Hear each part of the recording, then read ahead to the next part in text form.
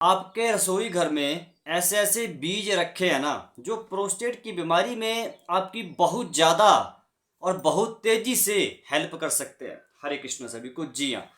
लेकिन आपको कभी किसी ने बताया नहीं या आपने समझने की कोशिश नहीं की, क्योंकि मैं बता रहा हूँ। हो सकता है कुछ लोग अभी भी वीडियो स्किप कर दें कि यार बेकार की बातें हैं, ये बीज कोई असर नहीं दिखाते। देखिए, सबसे पहला बीज होता है मेथी दाना। हर किचन में, भारत में हर रसोई घर में मेथी दाना पाया जाता है। लेकिन क्या आपने कभी सोचा है कि मेथी दाना आपकी प्रोस्टेट की बीमारी में मदद कर सकता है? प्रोस्टेट के भार को मैनेज करने में, बीपीएच को मैनेज करने में, जो आपको फ्रीक्वेंट यूरिनेशन है, जो बार बार पेशाब आ रहा है रात को, आपकी पेशाब की थैली की सेहत को इम्प्रूव करने में आपकी बहुत हेल्प कर सकता है। देखिए, मेथी दाना, सबसे बड़ा काम मेथी दाना क्या करता है प्रोस्टेट की बीमारी में?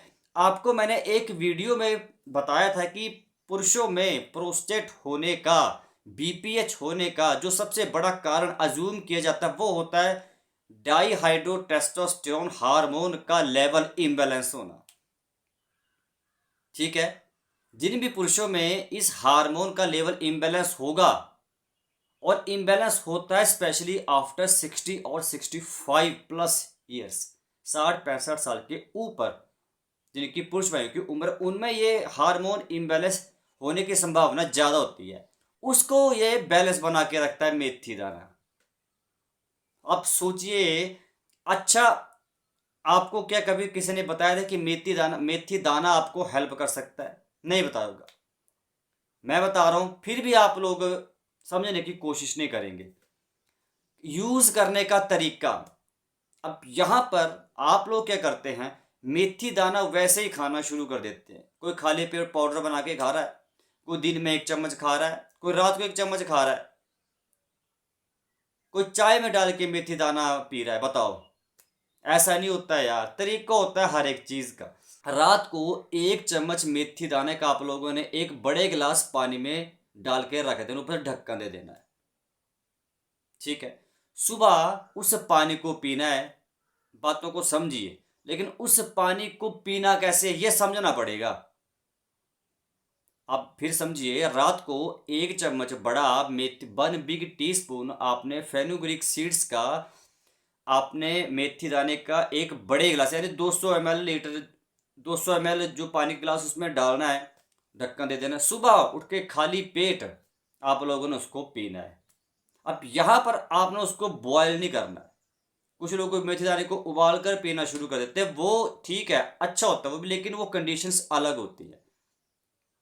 मेथी दाना वैसे ही, मेथी दाने की प्रकृति वैसे ही, मतलब गर्म प्रकृति का होता है। ये बातों को समझिए।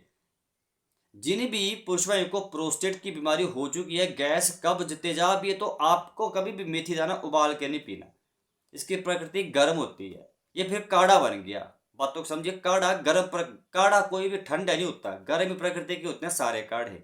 समझा की बात? तो आपने जैसे मैंने बताया एज इट इज ऐसे ही इसको पीना, यूज करना है। आप देखेंगे कि आपको चंद दिनों के बाद आप राहत महसूस करना शुरू कर देंगे, यार हमें आराम मिल रहा है यार, थोड़ा बहुत आप रात को चैन से सो रहे हैं। आप करके देख लो। एक चीज मेथी दाना, और साथ में जो यूनरी ब्लैडर है, जो पेशाब की थैली है, पुरुष भाइयों ध्यान से समझ लीजिए, अगर आपको पेशाब की थैली से संबंधित कोई भी समस्या है, पेशाब की थैली कमजोर है, पेशाब को होल्ड नहीं कर पा रहे हैं, तो आप इसको यूज करना शुरू कर दो मेथी दाने को, किस तरीके से, जैसे मैंने आप लोगों को बताया। ठीक है? दूसरा बीज जो पुरुष भाइयों, वो भी आप लोग देखिए, 5 चीज बताऊंगा। हफ्तों के 7 दिन होते हैं, 7 दिन में से 5 दिन आप लोगों ने बीज खाने हैं हर हफ्ते। वो देख लो आप कौन से दिन कौन सा बीज खाना है, वो आपने डिसाइड करना है, वो मैं नहीं डिसाइड करूंगा। सेकंड सीड, दूसरा बीज, वो होता है चिया सीड्स। आप पुरुष भाइयों ने चिया सीड्स के बारे में अगर सुना है तब तो ठीक है, अगर नहीं सुना तब मैं आपकी जानकारी के लिए बता दूं।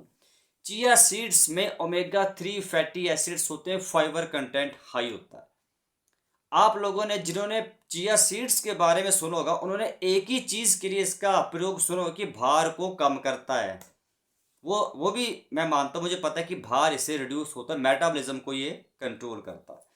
लेकिन प्रोस्टेट की बीमारी में ये आपकी बहुत हेल्प कर सकता है, क्योंकि इसमें ओमेगा 3 फैटी एसिड्स हैं जो प्रोस्टेट की इन्फ्लामेशंस को, स्वेलिंग्स को, जो आपको फ्रिक्वेंट ट्रिप्स लगाने पड़ रहे हैं बाथरूम जाने के लिए, उन सारी चीज़ों को ये कंट्रोल कर सकता है।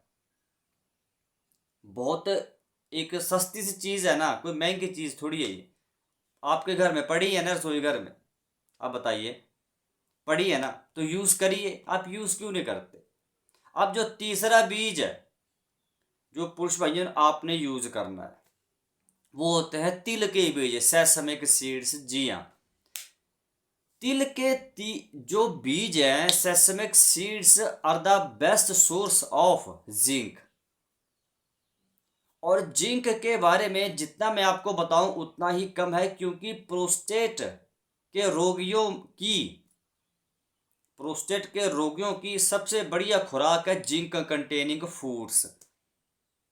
पुरुष भाइयों, अगर आप प्रोस्टेट की बीमारी से बचना चाहते हैं या आपको प्रोस्टेट की बीमारी ऑलरेडी हो चुकी है, तो आज से तिल के बीज खाना शुरू कर दीजिए, क्योंकि ऐसा स्टडीज में पाया गया कि जिन भी पुरुष भाइयों को जिंक की कमी होती है शरीर के अंदर, उनमें प्रोस्टेट का भार बढ़ने का खतरा बहुत ज़्यादा बढ़ जाता है उन पुरुषों के कंपैरिजन में जिनके शरीर में जिंक प्रचुर मात्रा में पाया जाता है।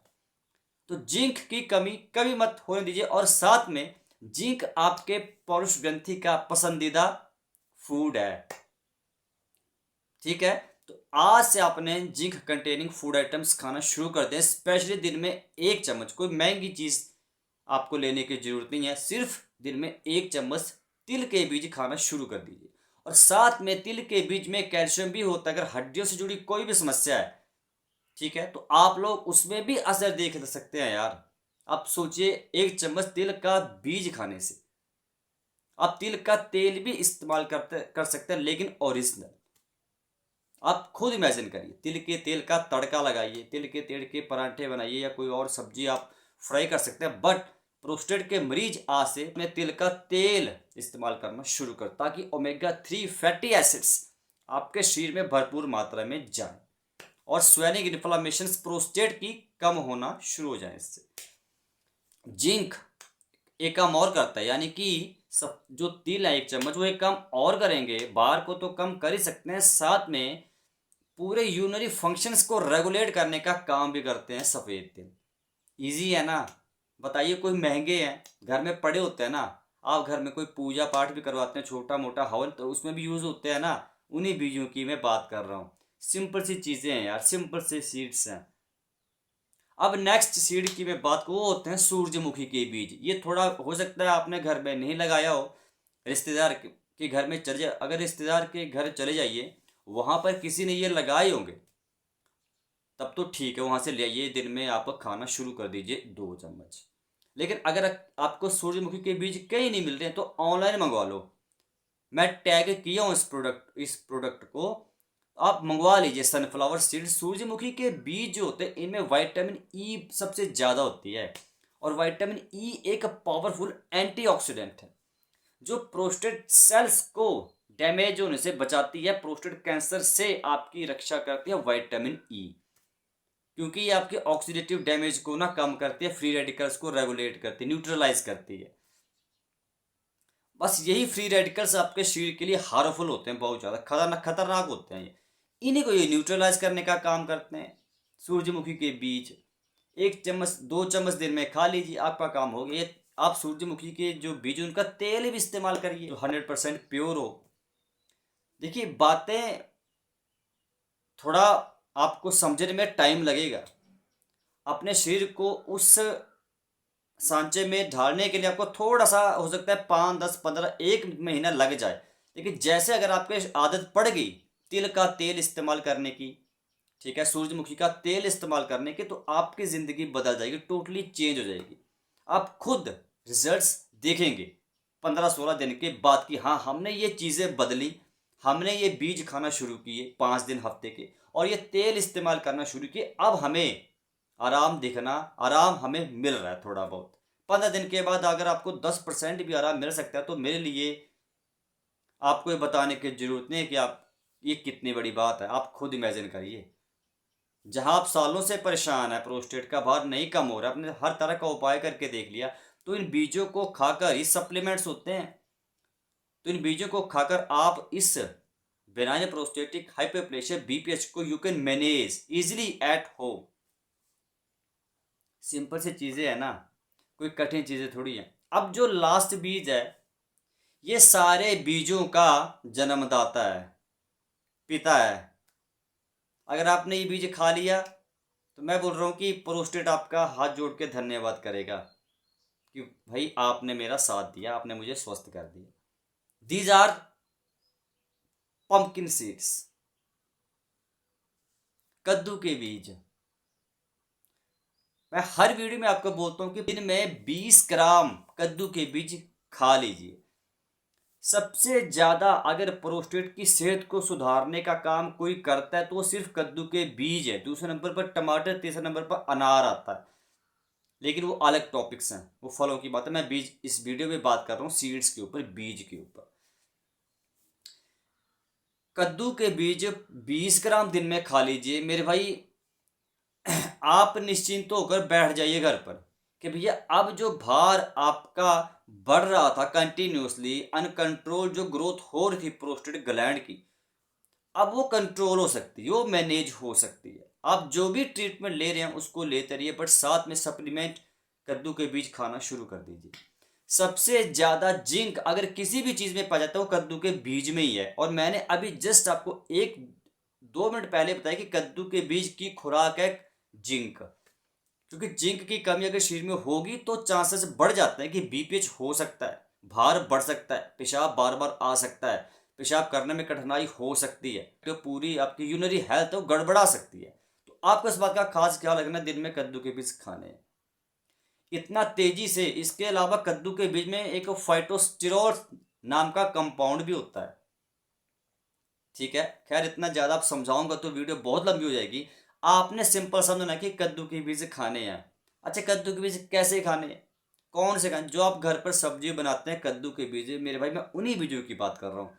कद्दू की सब्जी बनाइए, बीजों को निकालिए, ठीक है, रॉ फॉर्म में खा लीजिए। अगर आपको बीज खाना अच्छा नहीं लग रहा है, कि आप सोचते हैं कि हमें वैसे थोड़ा पसंद है, तो आप कोई सलाद बनाते हैं, खीरा, कोई प्याज काटते हैं, कोई दाल बनाते हैं, कोई सूखी सब्जी, उसके ऊपर आप लोग स्प्रे कर लीजिए 20 ग्राम। अच्छा, तब भी आपको उस तरीके से खाने पे अच्छा नहीं है तो आप लोग इस ये सबसे बेस्ट ऑप्शन है, कद्दू के बीज की चाय बना लो। कद्दू के बीज कद्दू में से निकालो, ठीक है, 1-2 दिन धूप में सुखा लो, उसके बाद पाउडर बना लो। 2 चम्मच पाउडर के एक बड़े गिलास में डालिए, उबालिए। जब पानी आधा बच जाए उसमें 1 चम्मच देसी शहद का डालिए, घोलिए, पी लीजिए। इन चीज़ों के ऊपर थोड़ा आपको समय लगेगा। मैं फिर रिपीट करूँ, थोड़ा आपको टाइम लगेगा इन चीज़ों के ऊपर आप लोगों को थोड़ा सा ट्रस्ट बिल्ड करने के लिए थोड़ा समय लगेगा। जैसे ही आपको असर दिखना शुरू होंगे तो फिर मेरे कहने की बात ही नहीं है, आप खुद ही यूज़ कर लेंगे। इनमें मेरा कोई प्रॉफिट नहीं है। जो मैंने बीज आप लोगों को बताइए, जो आपको बीज बताए कि आप कहीं घर पे पड़े हैं ना, मैंने आपसे पैसे लिए, मैंने कुछ आप लोगों को बोला कि आप मुझे पैसे दीजिए, मेरी कोई पैसे नहीं होती, मेरी कोई फीस वगैरह नहीं, कोई पैसे नहीं लेता, मैं फ्री में समझा रहा हूँ, बातों को समझिए। ये आपका बेटा आपको समझा रहा, आप समझने रहे हैं, तभी आप चैनल को सब्सक्राइब नहीं करते। बाकी इच्छा आपकी है, अगर वीडियो आपको अच्छी लगी जरा भी तो आप लाइक कर सकते हैं, शेयर कर सकते हैं। हर एक बात का अनुसरण कीजिए। खाने पीने में परहेज, आपको पता है, परहेज करिए। और मिलता हूँ कल की वीडियो में, तब तक के लिए हरे कृष्णा।